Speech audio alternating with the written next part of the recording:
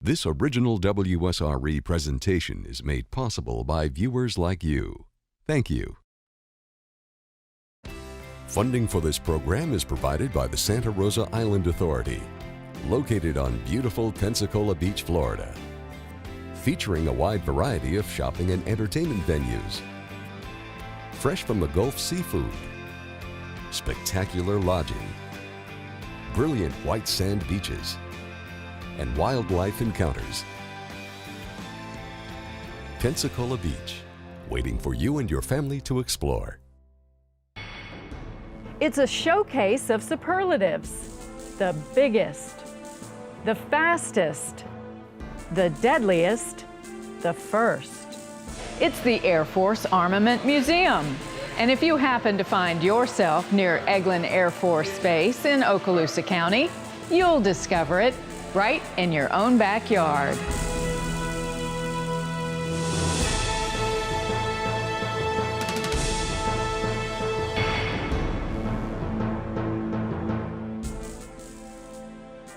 At the nation's only museum dedicated to Air Force armament, visitors expecting to see bombs, guns, and missiles will not be disappointed. From the earliest days of military aviation to the 21st century, a comprehensive history of airborne weaponry is on display.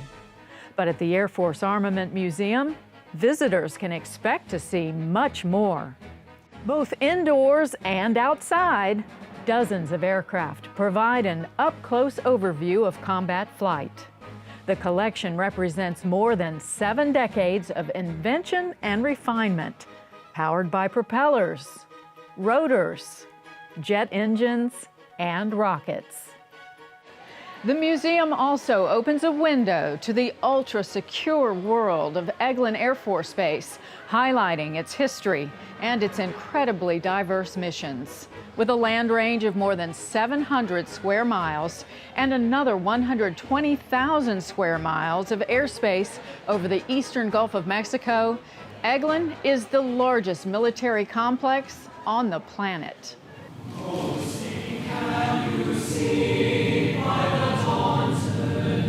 The facility serves as a gathering place for the armed forces community. It offers an ideal venue for ceremonial activities and memorial events. Displays pay special tribute to prisoners of war, and especially to those who paid the ultimate price in the service of their country. For civilians young and old, the Air Force Armament Museum features educational opportunities which connect the exhibits inside with the displays outdoors. Whether detailed and highly technical or small-scale and family-friendly, information is conveyed in a way that is accessible to all. For veterans of past wars and contemporary conflicts, the museum is where memories are rekindled and stories are shared. In fact, stories are in abundance everywhere. Some are told with artifacts and models, some in audio-visual presentations or in photos and text. But often stories are delivered in person, as when Museum Director George Jones provides inside information about an especially remarkable AC-130 gunship. She's got 4,000 hours just in combat alone in Vietnam, Laos. Been hit 4 times, this airplane right here. Been hit 4 times by AAA. You know what AAA is? The museum director's knowledge and enthusiasm are shared by staff members and volunteers who are eager to offer their expertise and insight. I think the Armament Museum here at Eglin is one of the top-notch military museums around the country. I'm one of the volunteers. We have several that are either retired military or retired civil service or otherwise that are looking to just give back some time to the general public. People come in here that have family members that were in World War II and fought in the Pacific and over Europe, and they've only had a few things told to them by their relatives before they passed on, and we're able to take them out and show them aircraft that they may have flown, such as the B-17 that we have out front, and in the Korean War with the B-47, Very few museums have that aircraft. We've got a B-52 out front, and then we get into the supersonic aircraft that we have. It's remarkable to think that supersonic flight came about just a few decades after the end of the Great War, known today as World War I. Before entering the war, the U.S. Army thought of airplanes more as observation platforms than as weapons platforms. The European powers realized aircraft were very useful in directing artillery fire, but soon they also discovered the great offensive potential of airplanes and airships. Aviation came of age during World War I, but aerial combat techniques in the early years of the war were largely ineffective, utilizing handguns and hand grenades. The early days, the only way they had was just picking up a bomb out of the back seat and dropping it down on the ground. There were cases where they got close to each other and they shot at each other with a handgun or something, but I think it was more or less just in desperation. Eventually they got machine guns, put at .30 calibers on the front of airplanes, and then they got to shooting the propeller blades off. Well, they had to put a separator gear in there, they called it.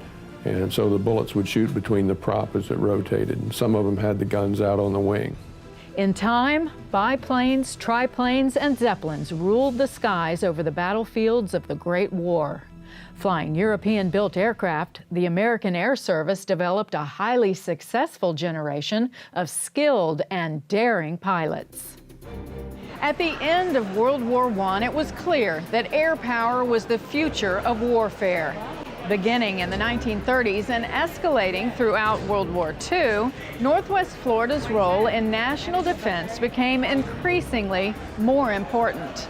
In the museum's theater, a 30-minute movie, Arming the Air Force, looks back at the rise of Eglin Air Force Base as it took its place at the forefront of American military affairs.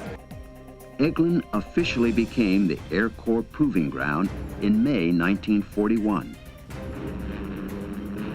From 1941 on, all new aircraft and their modifications were flown at Eglin before they were accepted for combat. If you watch that movie, you can get a very good handle on what the history of Eglin Air Force Base is all about.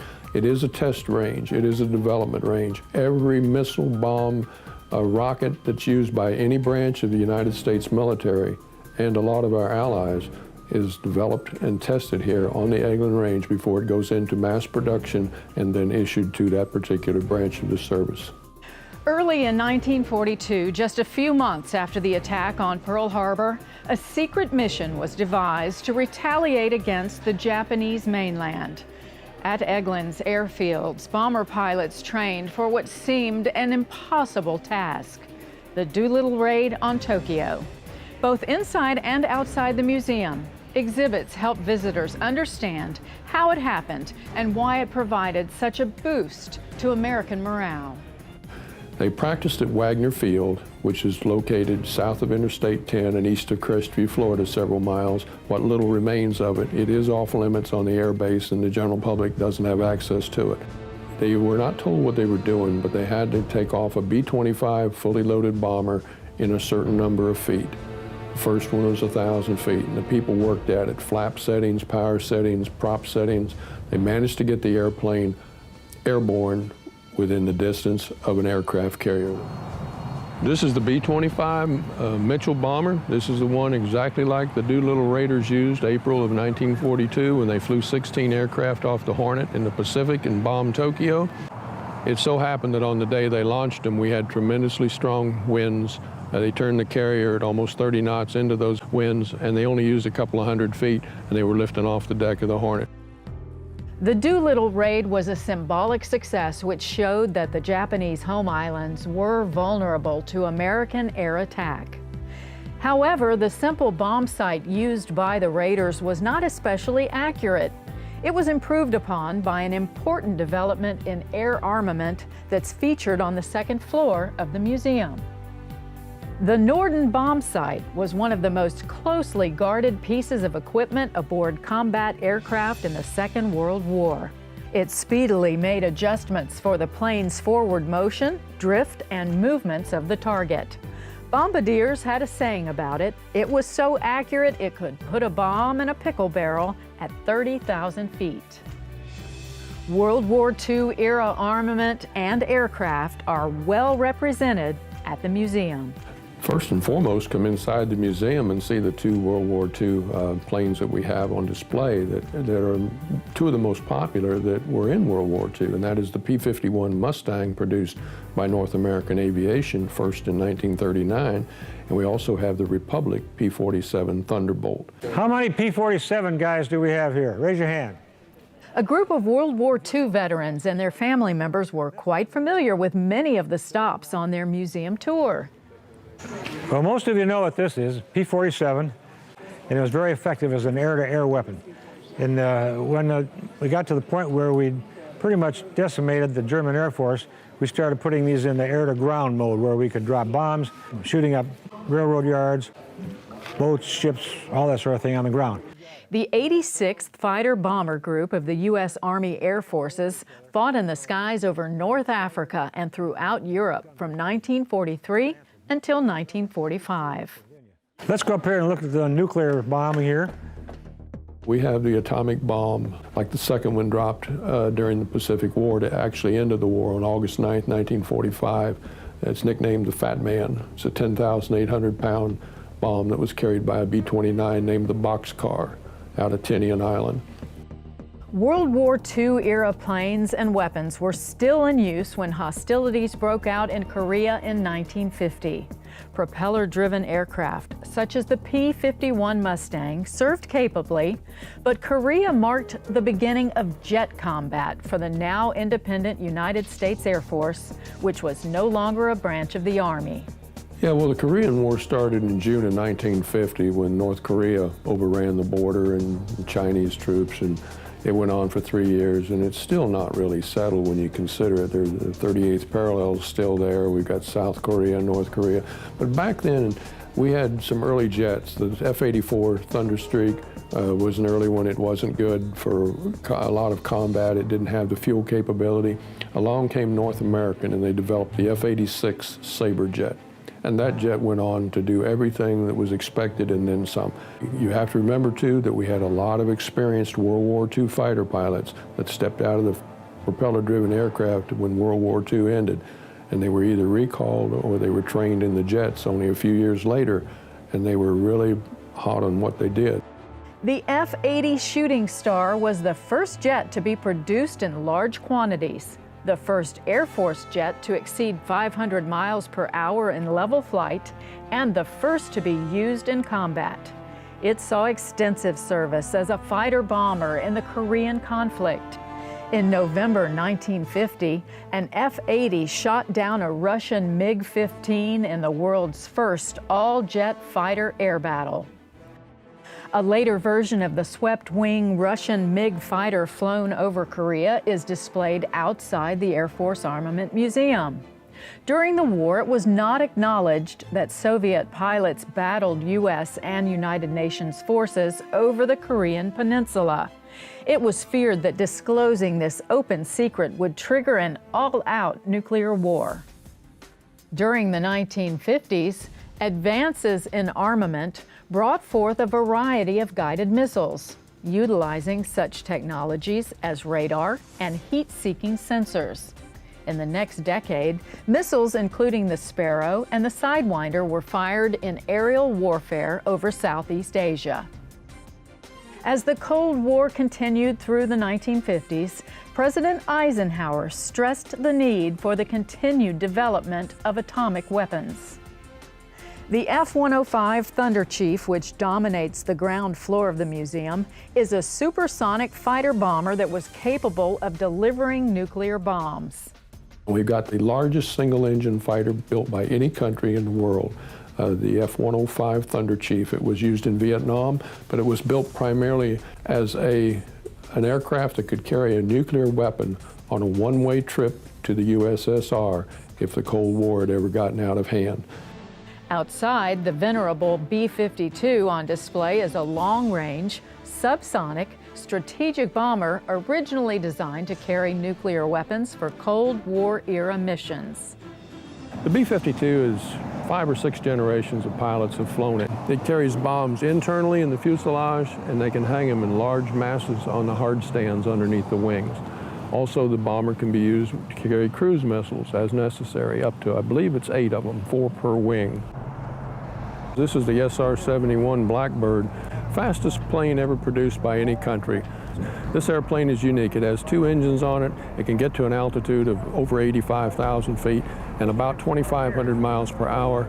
It had tremendous cameras, telescopic lenses on it. It was used as a spy flight. The film used on this bird in the 1960s and 70s was 36 inches wide. Now, 35 millimeter, we all know how wide that film is. Well, 36 inches is another cup of tea. You can see at the back of the SR-71, between the engines is a long, I want to say it's fiberglass probe, but inside this is an antenna, and this was the antenna that was used for recording Russian radar frequencies when they were tracking this bird, and they fired a lot of surface-to-air missiles at it. So Russia fired hundreds of missiles, but by the time the missiles left the ground, left the launch site, and got to altitude, this bird was long past. Altitude was his best friend, speed was right behind it.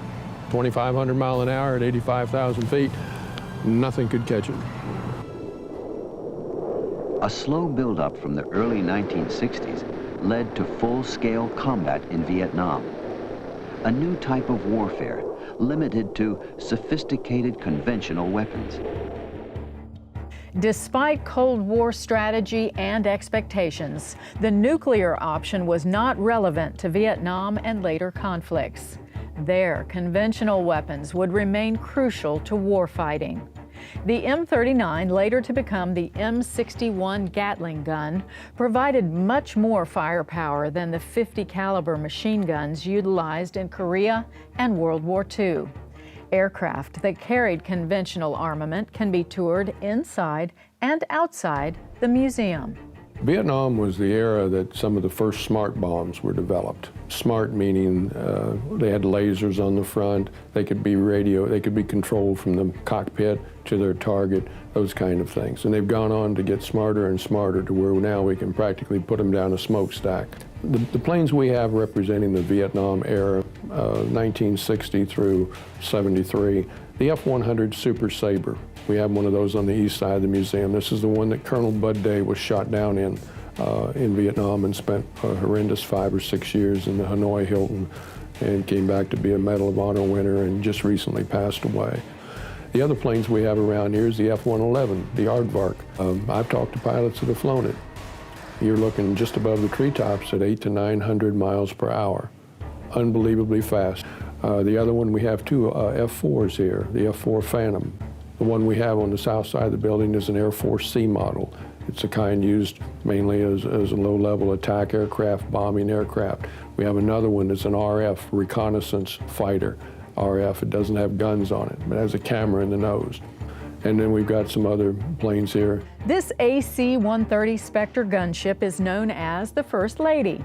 It was the first C-130 to come off the production line, and it had an exemplary career in combat.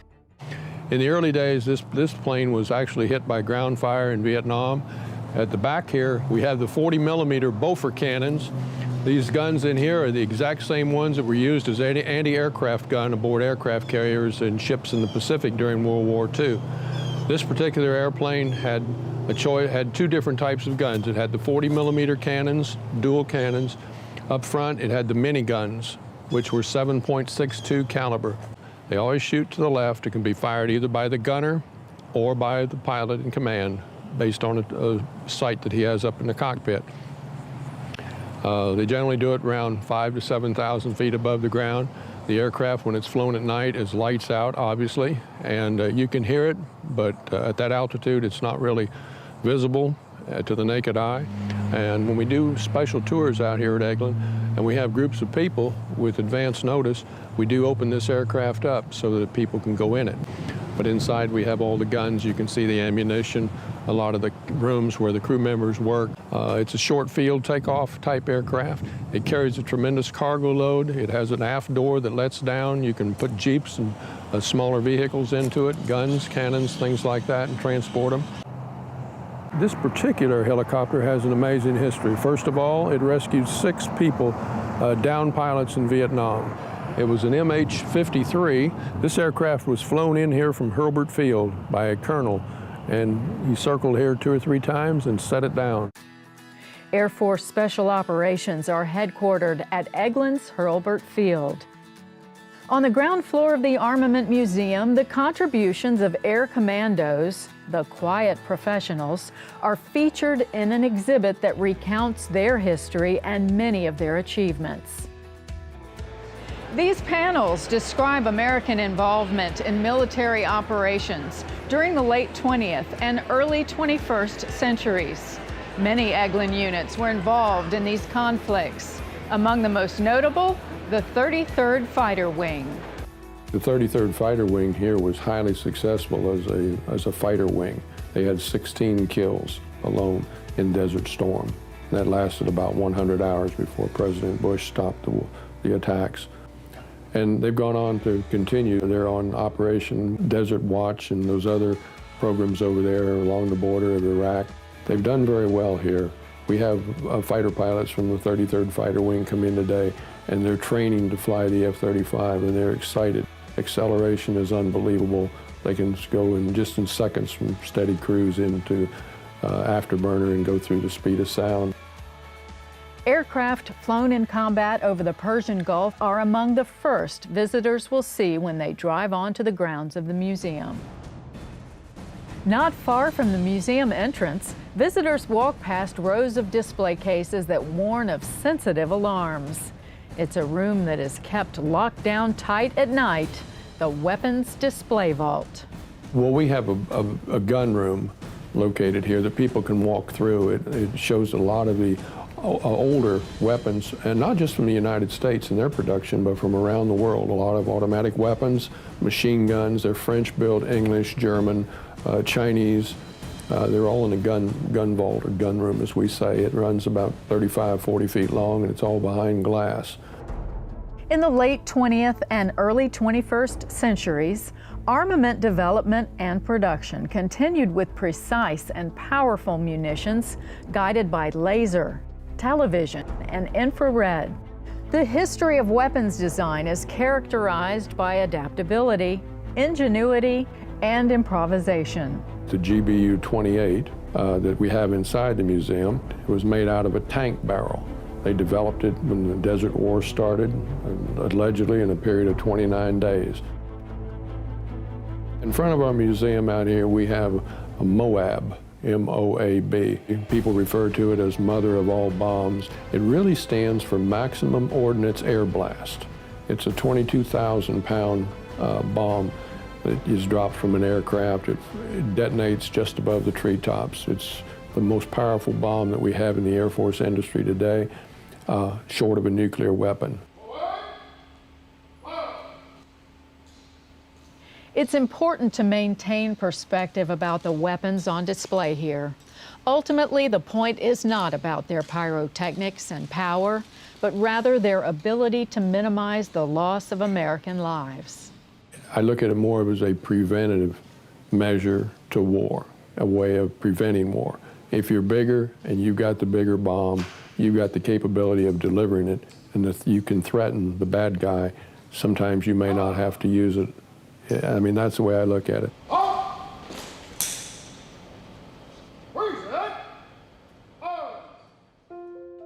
The Armament Museum houses a memorial to Florida citizens killed in the Iraq and Afghanistan theaters of war. It was donated by Chapter 811 of the Military Order of the Purple Heart. The highest award for heroism in military action is the Medal of Honor. Displayed at the museum are members of the Army Air Corps and the modern Air Force who received this most prestigious of awards. Many displays memorialize those who made special contributions to national defense. One of the most touching is located outside, honoring the service of canines and their handlers. The Armament Museum was the first institution to recognize military working dogs. Inscribed bricks reflect the depth of affection for these truly amazing creatures. Regarded as family members by their handlers, they are also considered members of the armed forces. The museum has even conducted retirement ceremonies for working dogs when they are no longer able to perform their duties. On any given day, you'll see quite a range of visitors touring the museum and purchasing mementos from the gift shop. Was right up my alley. I love this place. This was great. Just the ammunitions, the bombs, the missiles, the mother of all bombs, Moab. That was quite amazing. The aircraft that are parked around the museum, quite amazing. Admission to the Air Force Armament Museum is free, but donations are welcome and always appreciated. The museum is open Monday through Saturday, but even when it's closed on Sundays and federal holidays, visitors can tour the aircraft exhibits that are outside. It's located about 8 miles north of Fort Walton Beach on Eglin Air Force Base property, but a gate pass is not required to enter the grounds. From Interstate 10, take State Road 85 south toward Niceville for 12 miles, then make a slight right turn to follow a shortcut on 123 for about 5 miles. You'll get back on 85 south, and when you turn left on 189, just follow the signs to the museum.